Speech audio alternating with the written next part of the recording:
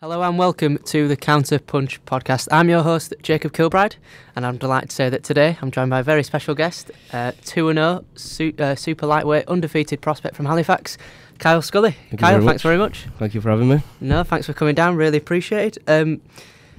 So, Kyle, just for those who don't know about yourself, just tell us a little bit about yourself. I'm Kyle Scully, nicknamed Boomtown. I'll get to that later. But I'm a former Halifax amateur boxer from 42 fights, 20 wins, 22 losses, fighting for Yorkshire, national finalist, and just recently last year turned into the pro ranks. Doing all right so far. 2-0, everything's going swimmingly. I'm from Halifax as well, so which is a big boost. And now I'm over in Leeds, fighting professional for the Camp Detox, coached by Danny Thornton and Rob Stevenson. So it's going good. I'm enjoying it. Well, I watched yourself fight earlier this month, like I said, at the Elland Road Pavilion in Leeds. Fantastic performance. I thought you were the star man of the night, and I'm not just saying that because you were here, because you're here. But just talk to me a little bit about that when you fought Naheem Chowdhury, beat him over points over 4 rounds and got that knockdown in the first round. Just talk to me a little bit about that fight and that performance. Yeah, to be fair, the knockdown were a bit surprising for me really, because I'm not one to knock anyone down or knock anyone out. But this training camp that we had for April, after the April fight through the summer for this September fight. We really wanted to focus more on the power and getting me out of my comfort zone, which is the clean style boxing, outside footwork and things like that. So I really applied myself into the power of it all, and then during the fight in the first round, I noticed that I kept going southpaw a lot in the first round, and there were one moment when I knocked him down, and I just saw him drop his backhand minimally, and I just threw it straight out, and like I say, luckily it caught him and it went down. So but other than that, the fight went really, really well. I really enjoyed that fight, better than my debut fight. But it was good. It was really, really good. I really enjoyed it. For me, there were sort of 2 things that stood out for me. First one was the fans that he brought over, because sort of in those sort of small hall shows, there's sort of like pockets, isn't there, of like tables, obviously, where each fighter brings their own supporters. Yeah. And then I think you were 3rd or 4th from last being on. And I remember, and they weren't on the tables, were they? They were mostly sort of behind the fencing. Yeah. And fantastic noise. Scully's on fire. They were singing from first bell to last. I loved it. That was the first thing that stood out, and we'll come to that in a second. The second thing, and I would urge everyone to watch, I think it's on British Boxers. I think the fight's on British Boxers. British Boxers TV on YouTube, Yeah, and I'd urge everyone to go and watch the fight, because the speed and then the knockdown as well, because I didn't expect the knockdown in the first round, but just the speed. And he didn't really seem to take many shots. I know I'm pouring with you with praise here, but just firstly, the supporters, how big have they been in your journey? They've been phenomenal. I had a real good following in amateurs, but definitely not as big as the pro, since I've turned pro. There's so many things that are blocking people from coming to my fights, but they always work themselves around it, and I appreciate that so much. It's absolutely phenomenal how they always try and get there no matter what. And I always have family friends who are like, oh, we can't go this one, we'll go next one, and they do, and it's unreal. And I'm expecting an even bigger crowd for my December fight. Yeah, I'm getting tons and tons more people wanting to come watch my fight after they've seen my fight on YouTube. In terms, so how many tickets did you sell for your last fight, if you wouldn't mind telling us? Roughly about, I think, to be fair, It wasn't as much as my debut fight. My debut fight I got a lot more. I think I got about 60 to 70 fights tickets in my debut, and then this one I got just over 50, I believe, something like that. Yeah. It sounded like a lot more. That's why I ask. Yeah, I'm sure it will. I'm not too sure. I don't really. I have a set amount of tickets that I need to sell, but at the end of it, I'm just there to fight. Really, I give my dad pretty much all my standards. Really, I have standards and VIPs and this and other. Okay. I kind of try and push out the VIPs first, and then I hand my dad the standard tickets. He sorts all that out, and then what he ever has left, that's when I push again. So it's a good little teamwork that me and my dad have with selling tickets. Definitely. Yeah. One other thing that I wanted to do just before we sort of start talking about your career and current affairs in boxing was just do a little bit of quick fire questions. So getting to know you a little bit more. They're all sort of to do with boxing. So I'll just load them up now on my phone. I'm scared now. I don't like quick fire questions. So don't have to think about them too much. So yeah, I'll get cracking. So first one, boxer or brawler? Boxer. Anthony Joshua or Tyson Fury? AJ. He's my mum. Kell Brook or Amir Khan? Kell Brook. I've actually fought in front of Kell Brook as well, so down in Sheffield, yeah. All right. As an amateur, yeah? Yeah. How did that go? You impressed? Really well, yeah. Well, I lost in front of him, but he's a good lad. He's a good guy to talk to, real down to earth, and gives you time to talk to. So yeah.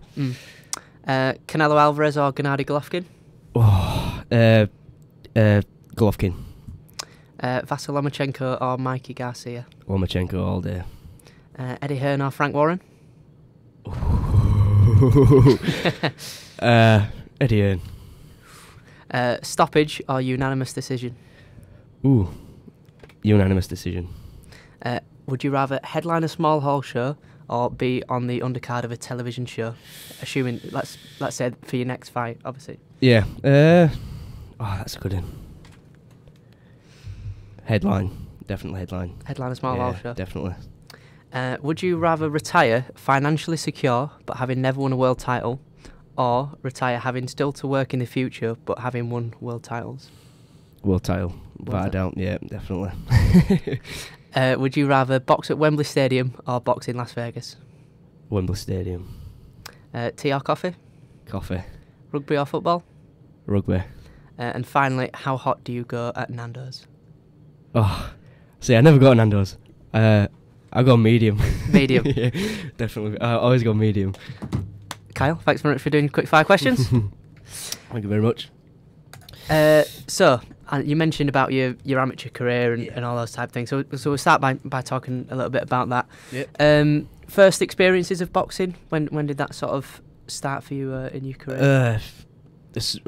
My very first class really at Halifax Club. I was about 10 years old, maybe a little bit younger. I think I started fighting when I was about 11, because that was the minimum age you could fight with for a skills bout or fight in general. But I was just younger than 10. I was driving past the club with my dad, and I said to him, "Oh, can I try out boxing?" You know, I've never watched it before, never seen anything about boxing before. Right.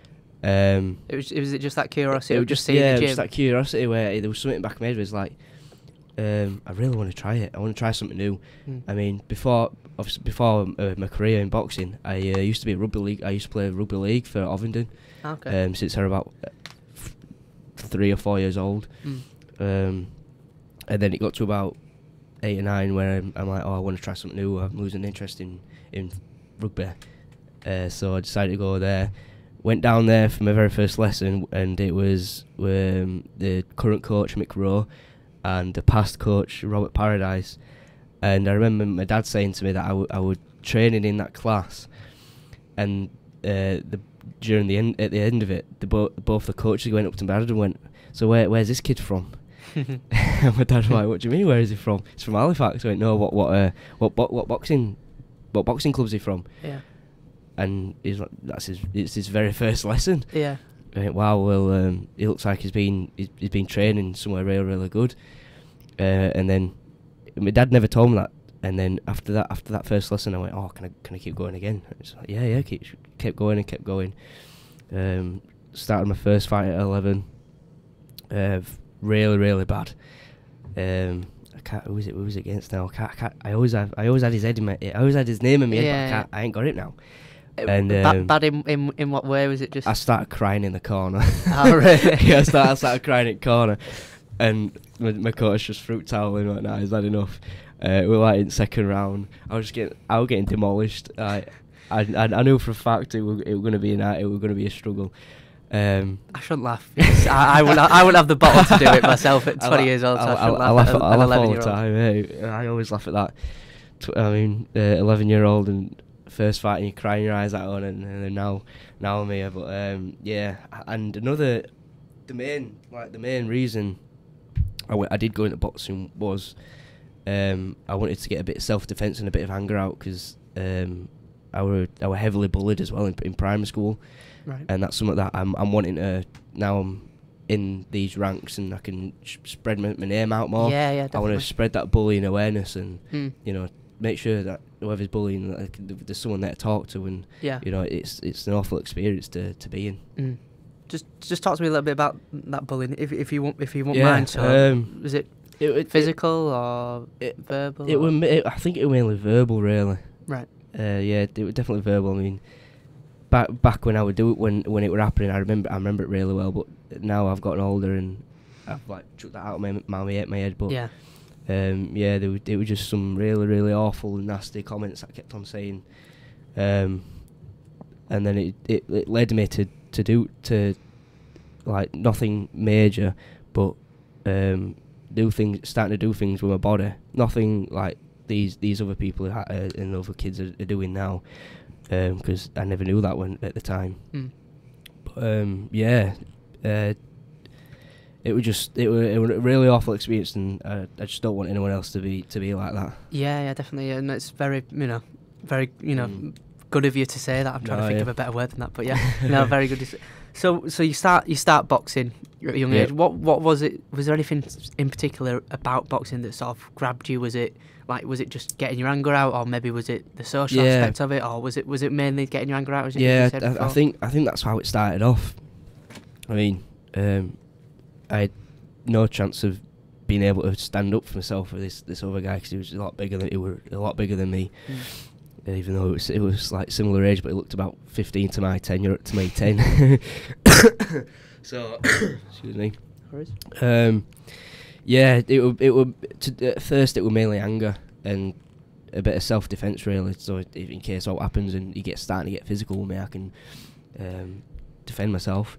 And then as I were doing these lessons, I loved the discipline in the sport, and just discipline overall, and the determination that other people have had, and it would definitely the determination on having to keep on doing it, and making sure that your feet work right, your hands are up, and everything to do with boxing. It was definitely determination as I was getting older. And then going forward, how did that sort of lead into you becoming, an amateur boxer, and how did things sort of develop from 10-year-old to however old you were when you started boxing as an amateur? I think it started off as, like I said, just self-defense, and the coach was like, "Oh, do you want to start fighting for us?" And at first I was a bit scared, like I didn't really know what to do. Like, I've never experienced it before, but I thought it could lead somewhere, and I'm really enjoying it at the moment, and maybe if I put the next step, it could really, really beneficial to me. So I decided to do it, and then I had that first fight, and after that first fight, it was that moment, especially after the first one, where you've like experienced the worst experience in a boxing ring ever. At such a young age as well. And yeah, I were in two minds whether to carry on or not, but I think I decided to carry it on. Yeah, it's just it was just that very minimal time after my first amateur to my rest of the amateurs. Yeah, like that determination and that mind to be like, well, it's only one fight. I'm going to be having maybe loads more in the future. So yeah. I was going to say, it must take quite a strong mindset to have that first fight. You know, what do you say? You're crying in the corner after the second round. You know, really awful experience, and then to, you know, most people I would have thought would say, "Nah, I'm not going to do that anymore." But then for you to carry on doing it and to keep wanting to do it, like you said, to have that discipline is quite admirable. So you start boxing as amateur. You said you boxed Halifax ABC. Sort of whereabouts did you get in terms of your amateur career? Started quite slowly, really, and then I picked up and then slowly again. It was I had a first professional, first Yorkshire Championship, should I say, in ABAs. That didn't really go as expected, and things like that, really. But it was an experience, really, because my very first championships in Yorkshire's. And then that led to more and more fights. You know, I believe in amateurs, you need to get the fights in to get the experience out of it all. And like I say, mine went really slow because I started picking up a lot of injuries when I was young, and it was just one of them things where I'd go on a good few roles in fights, and the next minute I'd pick up an injury or I'm ill or this and that and other. Right. And it really irritated me. Was it any serious injury or illness, or was it just minor things? Yeah, it was just minor, but it was mainly to do with my feet. Like it was just it's really weird. I've had one issue with my thumbs. That were about it. But yeah, I had a fractured big toe. Right. That I mean, yeah, it's just something really, really weird like that. But it could leave you out 6 to 8 months, weeks. Ah, right. And then in them weeks, you know, the people that are in your category, in your weight, they'll be having five or six more fights, whereas you can't fight, so you're like at least 10 fights behind them for when you come back into your schedule and back into your training. So it really difficult getting into winning Yorkshires. And then in 2013 I got applied into the Yorkshire CYPs, which is the clubs for young people, and that were held at Wakefield, I believe, again at Havercroft. I won that, and then I got into the nationals up in Sunderland, and I think it was a semi-final or the final. I'm not too sure. And it was against the England boxer, Isaac Milburn, I believe. I mean, it could have gone either way. I mean, I think that was the best fight I've had in my amateurs, to be fair to you. Then I think, and then a couple of years later, I didn't really hear out after winning the CYPs. So did you win that fight against? No, right, you didn't get the decision. It was just real close. Yeah, I lost that decision. Right. But I'd say that was probably one of my best fights in amateurs, definitely. I mean, against an English boxer, you got you need to show what you are and what you're worth and stuff like that, really. And then I got asked to fight for Yorkshire against a couple of years ago, like 2-3 years ago, before I turned 2 years before I turned pro. It was Yorkshire versus Lancs, I believe. Ah, right. And that were held in Castleford. I were against. I can't really remember who we were against now either. See, these names are always in my head every single day, every time I'm fighting and stuff, and then next minute they're gone. No problem. So I won that, and then I was meant to be fighting on a November show on the 24th at Halifax, but I got a fracture in one of my metatarsals, so I were out for that one. And then while I was training for that fight and before I did my injury, I was training with Danny Thornton at Camp Detox. I was down there for about 2 weeks with them, and they were really, really impressed with me. And it was that time in my career where I thought, right, I don't believe I'm going to get as bigger or as better of a chance of turning professional than I am going to now. I mean, when you impress professional coaches, you've got to do something about it, and I believe I did that. So that was always the goal for you when you were boxing as amateur. That was always the goal, to turn professional. It wasn't like you wanted to go to the Olympics. Maybe obviously that would have been an ambition, but it was there. But at the same time, like I said, I mean, I didn't have as many fights as all these other people because I had such a slow start to boxing. I think that was the time where I had to make a decision, and I think I made the right one at that time. So you turn over at age 21, 20?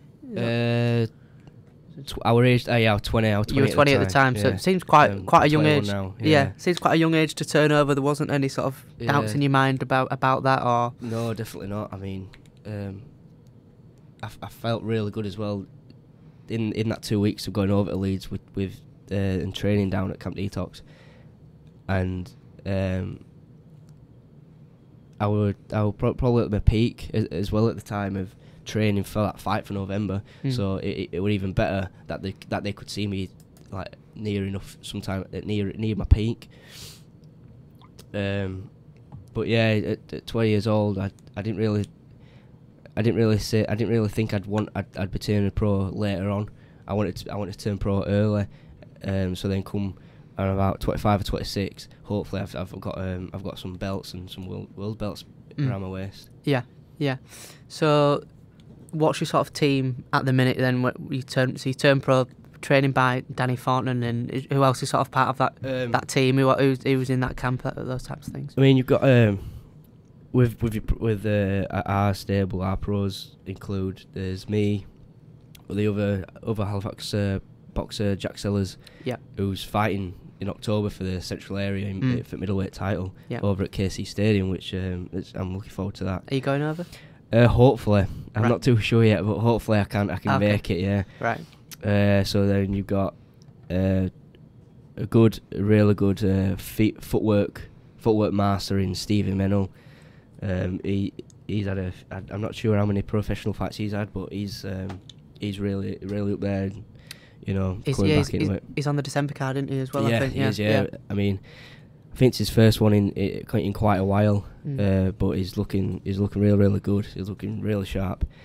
And then you got the other, who's just transferred from Mark Bateson's stable over to Camp Detox, Sean Hare, right. who fought Mikey Ash in the rematch in the March show, I believe it was. Yeah. So you've got us three, and then they've got us, and then you've got Rob Stevenson, who was also a former professional fighter as well, from Hull. Camp Detox, Danny Thornton, all know him as Detox. Right. He's pretty much my coach and my manager, really, so everything works around him. Right. And I believe my main sponsor, which is my dad's firm, Tyso Pallets, and like us three, me, Danny, and my dad, we've got a really good knit of where we want it to be and how we're going to get there. So yeah, it's a really good stable and really close, small, and I'm really enjoying it. In terms of Danny, is there anything in particular about him that sort of stood out? You know, when you mentioned that 2 week period, is there anything in particular that impressed you about him, or was different about him, or anything like that? I think it's that it can get good energy out of you from nowhere.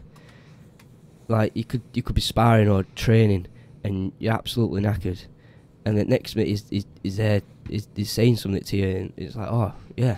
It's really I ain't really clicked it yet because I ain't really I've only been there a year, so I'm not too sure on what it is at the moment. But he's just he's he knows what he knows what he's doing. Like you're in a fight, or he's sparring, and he can see things that you can't see when you're fighting, or that you can't see in general. And it's the same with Rob as well. Like, he's really technical. He's I think he's probably one of the best technical coaches in Leeds and surrounding area at the moment. It's just when you're on pads with him and on bag work and stuff, he's so thorough, and he makes sure that you throw the punch right and you get your footwork right. So and then them two together, it's just a great pair. Yeah, really good. And how long has Danny been in boxing? Is it sort of quite been in it a while, or is it sort of? Yeah, he's told me this before. I think he turned pro in '97. Should we give him a box rec? I'm on yeah. Give him a box rec. Danny Thornton. Yeah. Middleweight Leeds. Yeah. Go on, see if you can guess his record. I don't even look, to be fair. I know that I'm sure he's fought for British titles a few times.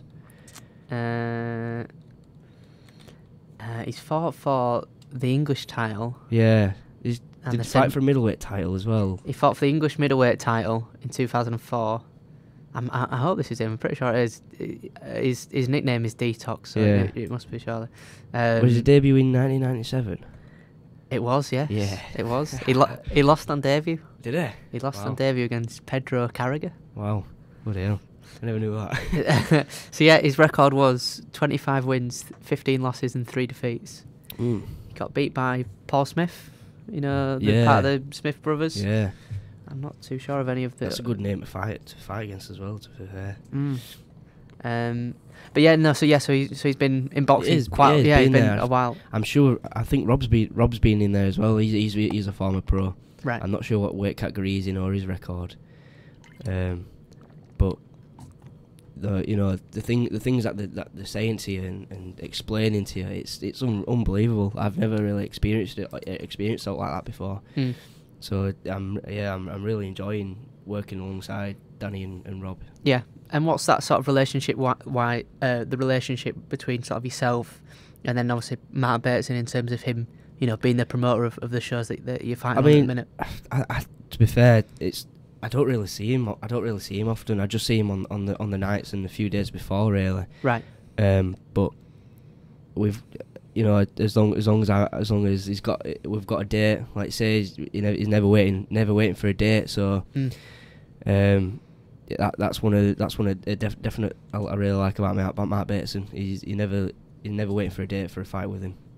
Is that sort of the business side of things, or is that something that you sort of leave to other people to start, or is that something that you're quite hands on with yourself?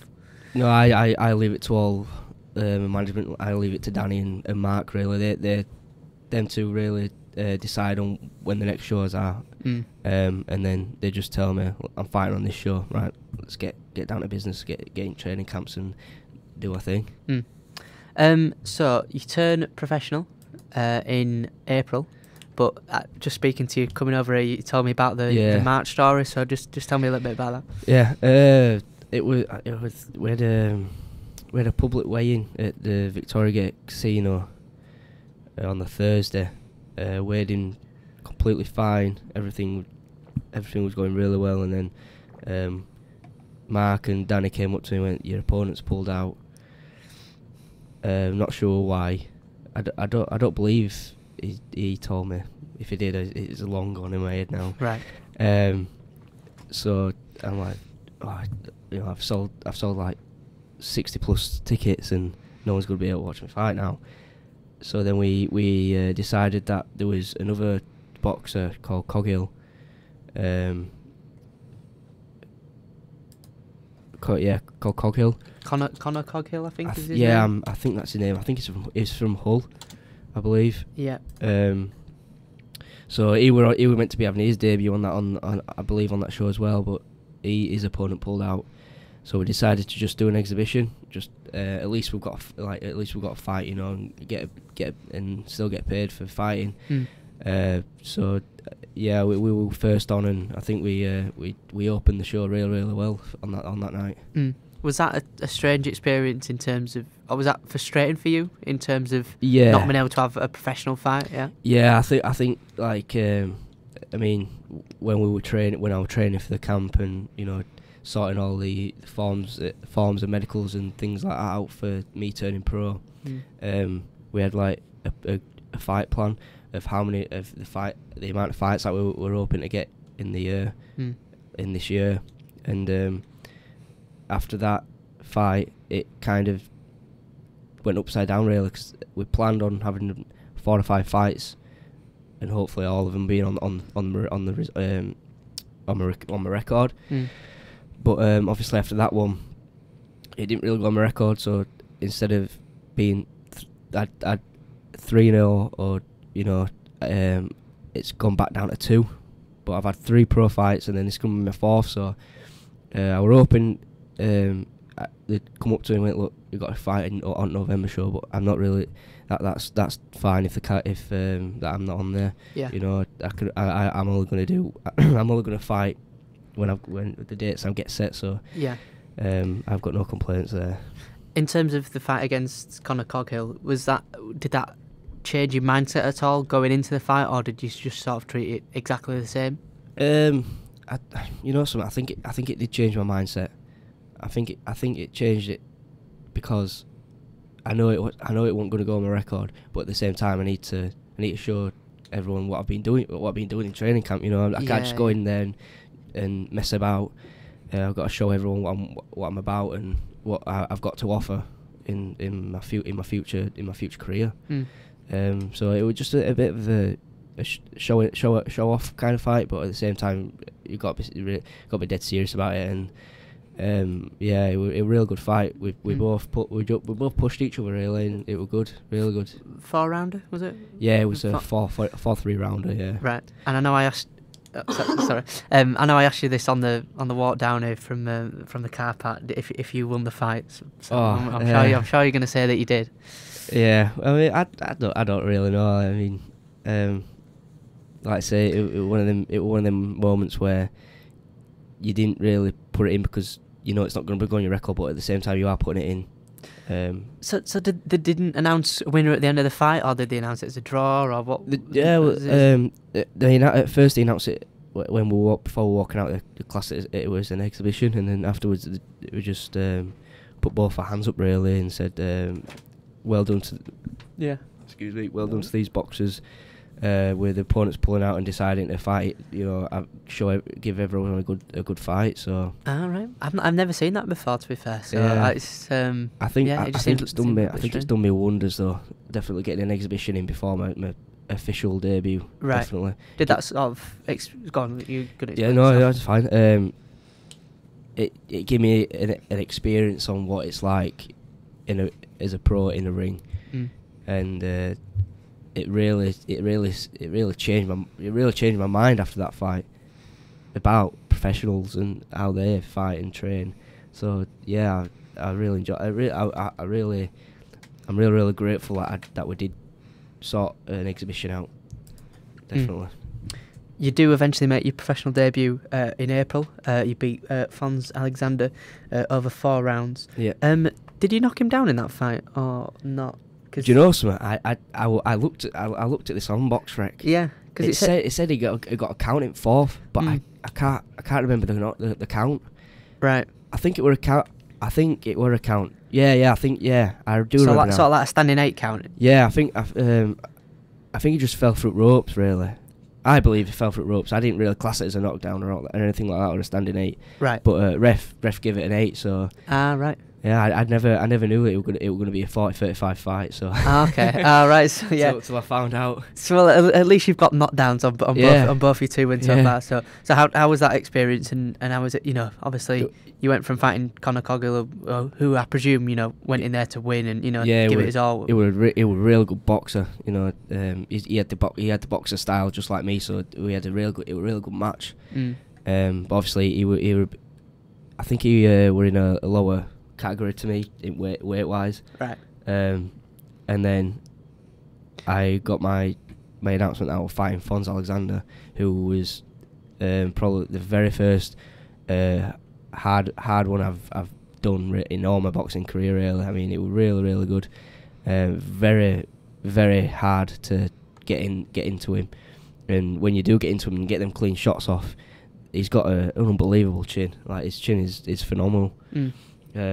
Some of them shots, I believe, could have stopped someone. Especially for my debut as well. I mean, what did he have? 80 plus fights, and 660 was when he had never been knocked down or knocked out. Yeah. Well, I'm just on his record now. He's got 5 wins, and like you said about him being, 3 of those wins coming by knockout. He's been beaten 85 times, but only 4 times has he been stopped. Yeah. So I think it sort of shows, like you said, how tough of a guy he is. Yeah, and it was just like Chowdhury, like in a September fight. Like, he's gone 25, 26 fights, never been knocked down and never been knocked out. So, people outside of boxing and watching like these us lower ranked fighters, they look at these results and it's like, oh, you'll easily beat these.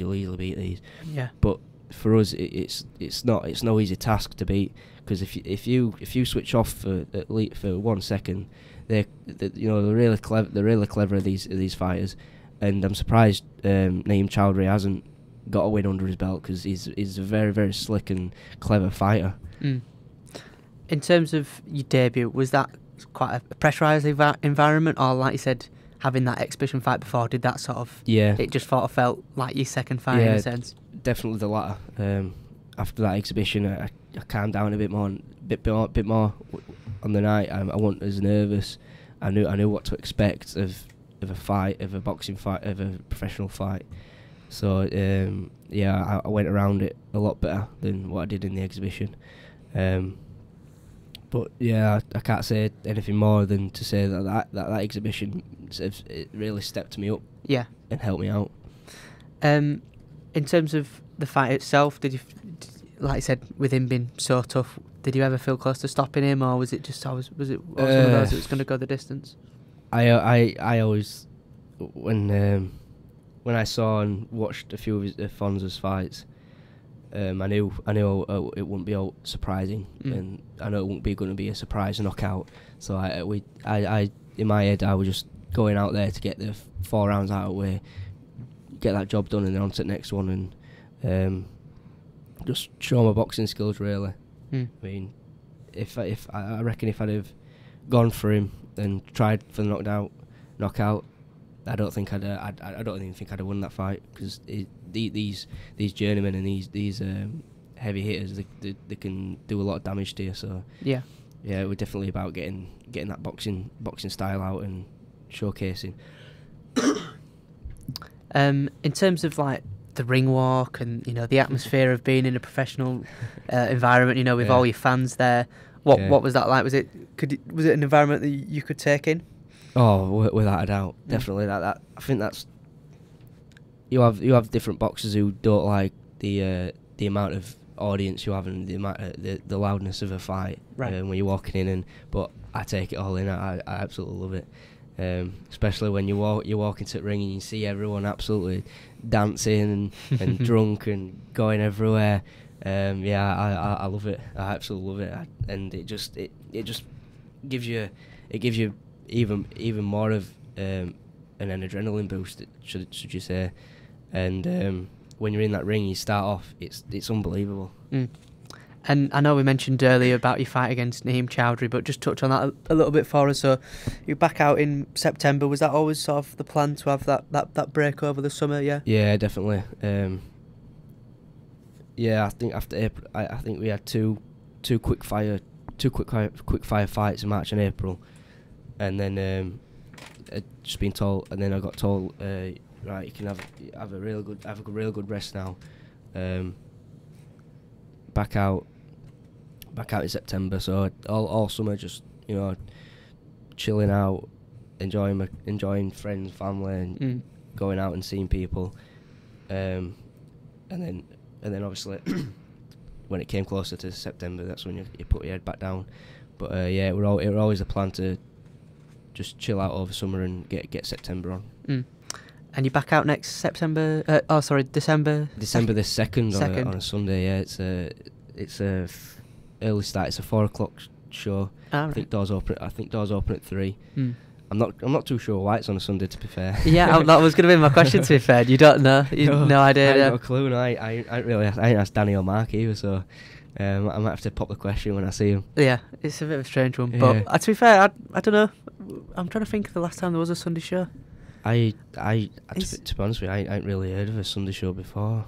I think the only Sunday the weekend shows I've heard of, not in professionals, but in amateurs. Ah, right. I do remember I'm trying to think. I swear Matchroom have done some before. I know. They did one when Bellevue beat Macabu at Goodison Park. All right. And that was a bank holiday though. Yeah, true. Yeah. Strange, really but strange. I suppose if you can get the fans down there and they can enjoy the show, then that bit, it doesn't really matter when it is. To be fair. Definitely. Yeah. We talked about this, as well, off air as well, in terms of outside the ring, in terms of selling tickets and getting sponsorship. How important are those, and how have you found that process so far? To be fair, it is a struggle, like, especially when you're just starting off, because you got to physically go out and sell them yourself. You got to put your face out there and your name out there, and it's something that I'm not really. I haven't been used to really, because it's not something you really do in amateurs. Yeah. So I have to. It's basically you're your own business now. So, and to better your business, you got to be out there and showing everyone who you are, and your like you say, your business and your name, and your face. So it's been difficult as that one, but it's picking up now though. I'm getting there. Always trying to advertise my fights on social media, on Facebook and Twitter and Instagram. So it's a skill that I need to start getting better on, but it's getting there. Yeah. Is that something that isn't sort of part of your personality? You're generally sort of quite a shy person. Yeah, I can see. Yeah, definitely. Yeah, definitely a shy person. I always have been really. I'm not like Tyson Fury who's right. always got an open mouth and he's always like, I'm the best, this and other. I'm not like that. I just, for me, it's just get your head down, get business done, and on to the next one. But obviously, you got to start spreading yourself now, and it's going so far so good. Yeah, I know that. Well, I don't know if it's sort of relevant, but I think it might be.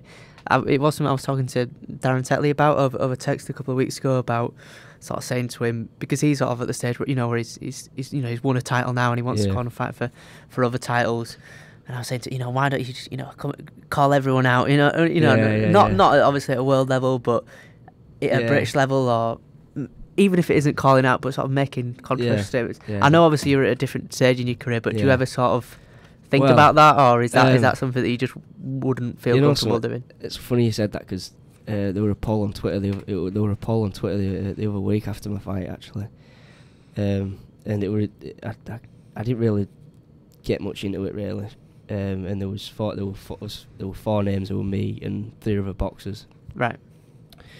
And I think in the end result I won.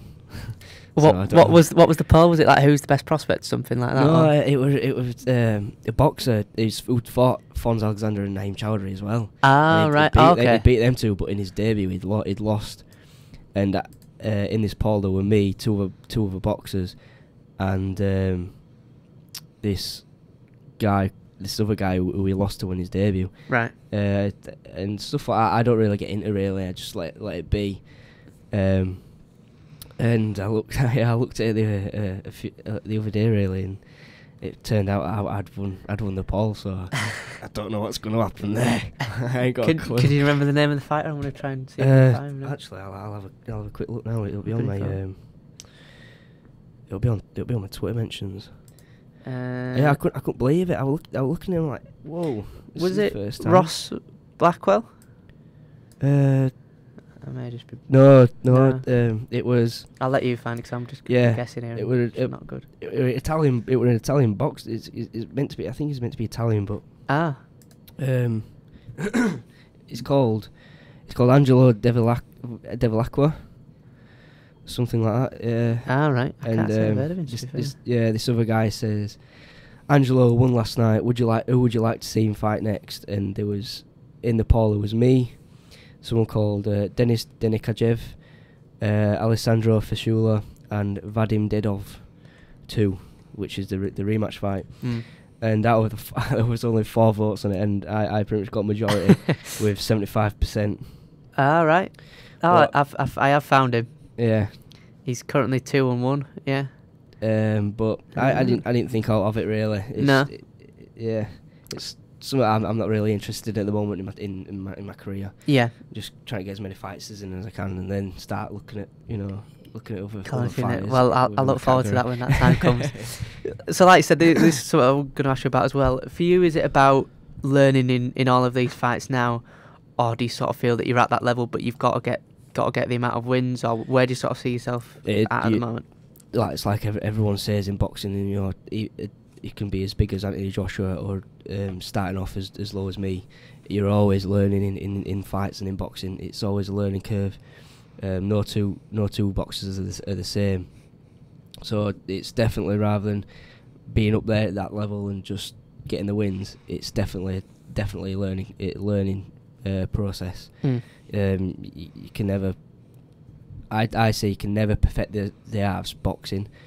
But I believe I reckon there's only one boxer who really has perfected it with his footwork and his hands, and I believe I reckon that's Vasily Lomachenko.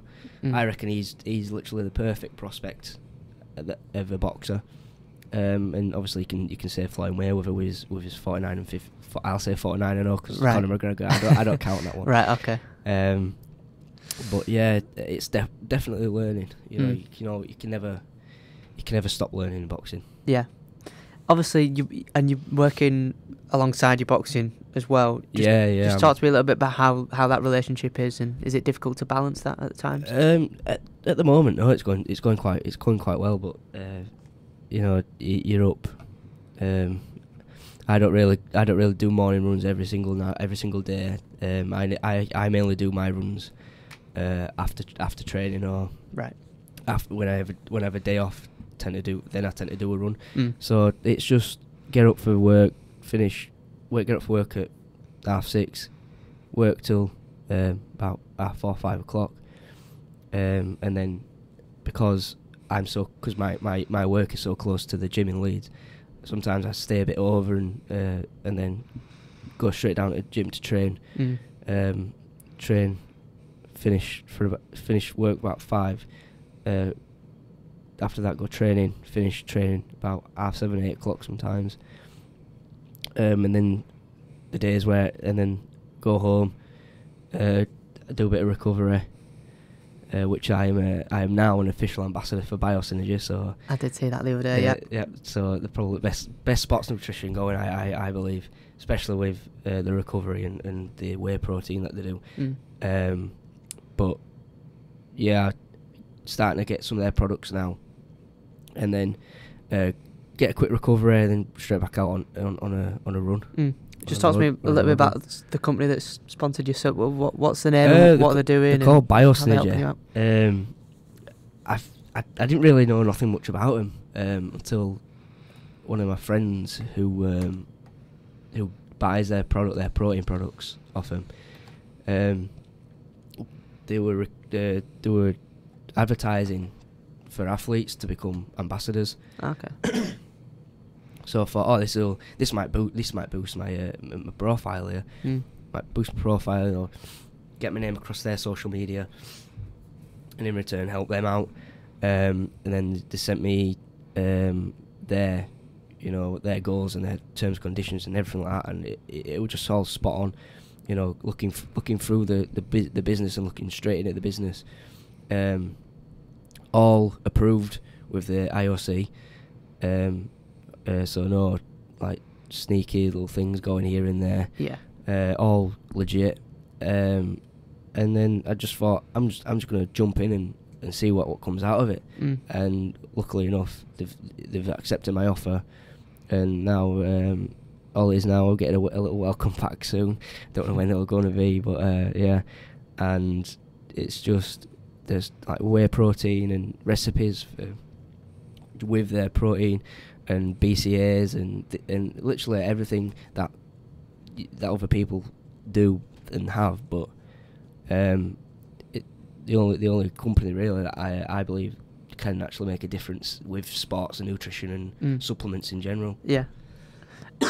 Into what sort of products are they sending you, and how's that sort of helping in your training then specifically? I'm not too sure on what products they're going to be sending me, but I'll probably start with some of the proteins and BCAAs.